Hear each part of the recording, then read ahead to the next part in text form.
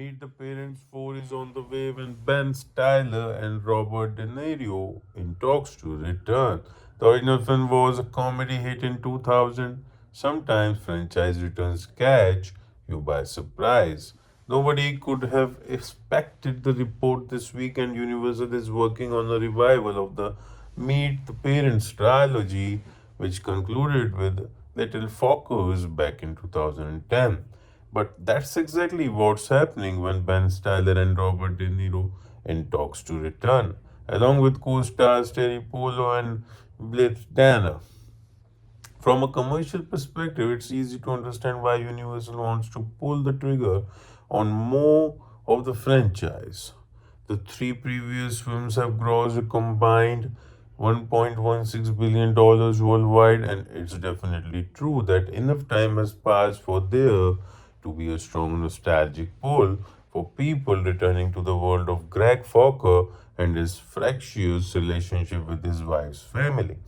That nostalgia is also in place behind the camera with John Hamburg, co-writer of all three previous movies, on board to pen the script for this new installment.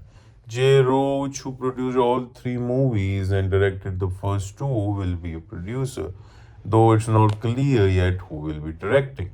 The first film released in 2000 was a remake of a little known independent film from the early 1990s, Bizarrely. It was Steven Soderbergh who first brought the movie to the attention of Universal Studios.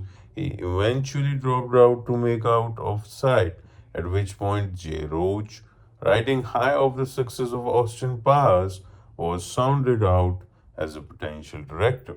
Universal had concerns that the relatively inexperienced Roach could handle a less cartoony script. I wasn't able to convince people to let me do it, and in the meantime, I sent it to somebody at Spielberg's company. Roach told Yahoo Entertainment in 2020. Steven Spielberg was very interested, and soon Roach was off making the disappointing sports comedy mystery Alaska. That opened the door for Spielberg to direct, and he managed to snare Jim Carrey, then at the peak of his box office powers, to play the lead role of Greg Fokker, but the version of the film just wasn't to be in the end. Meet the Fockers also became the seventh highest grossing film of its year, out earning the likes of Brad Pitt epic Troy and the animated comedy Shark Tale.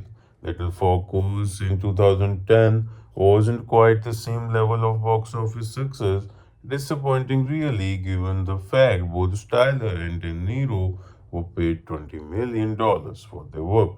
Critical reviews weren't great either, and Jessica Alba won a Razzie for her supporting performance.